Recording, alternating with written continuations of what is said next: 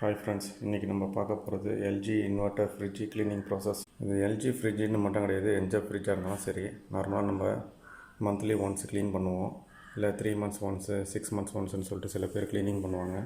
அது இன்சைடு மட்டும்தான் க்ளீன் பண்ணுவோம். அது அவுட் சைடு எப்படி க்ளீன் பண்ணுறதுன்னு காமிக்கிறேன். ஃப்ரிட்ஜை டோட்டலாக பவர் ஆஃப் பண்ணிவிடுங்க. பவர் ஆஃப் பண்ணிவிட்டு சாக்கெட்டை எடுத்துருங்க, அப்படியே ரிமூவ் பண்ணிவிடுங்க. Fridge inside. ஸோ ஃப்ரிட்ஜு உள்ளார வந்துட்டு நம்ம க்ளீன் பண்ணுவோம், எல்லாத்தையும் வெளியே எடுத்துகிட்டு. மாதிரி வெளியில் பண்ணுற ப்ராசஸை நான் காமிக்கிறேன். வீட்டில் நாங்கள் கிச்சனில் வச்சுருக்கோம் ஃப்ரிட்ஜை. ஆக்சுவலாக இதுதான் கிச்சன் டெய்லி க்ளீன் பண்ணும்போது பார்த்தீங்கன்னாக்கா டஸ்ட்டு வந்துட்டு இங்கே பின்னாடி வந்துட்டு படியும்.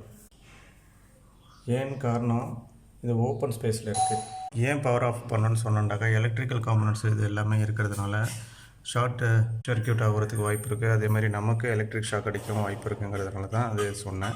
உள்ளார கையை விட்டு நம்ம க்ளீன் பண்ண முடியாது. ஸோ இதேமாதிரி ஒரு ப்ரஷ் ஒன்று வச்சுக்கிட்டு ப்ளஸ் இது மாதிரி ஒரு ஸ்பாஞ்ச் ஒன்று வச்சுக்கிட்டு தான் க்ளீன் பண்ணேன். அதான் சேஃபு.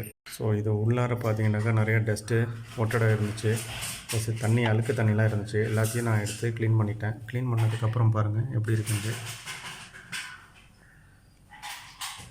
ஃப்ரிட்ஜுக்கு யூஸ் பண்ணுற கேஸு ஐசோபியூட்டேன் R600A இது. அதுக்கு கீழே இந்த கருப்பு கலரில் இருக்கிறது கண்ட்ரோல் யூனிட்டு.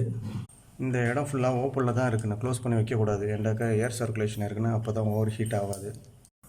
இந்த வால்வில் பார்த்தீங்கன்னாக்கா ஒரு பைப் தான், இந்த பைப்பு. இதை வந்துட்டு தண்ணி வரதுக்காக கொடுத்துருக்குறாங்க.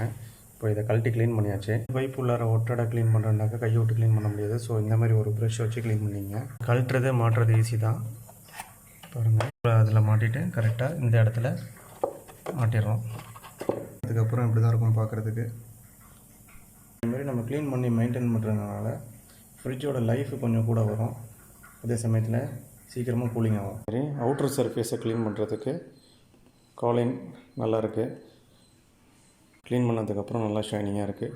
இது யூஸ் பண்ணலாம். க்ளீன் பண்ணி ஃப்ரிட்ஜை ஆன் பண்ணியாச்சு, ஓடிக்கிட்டு இருக்குது.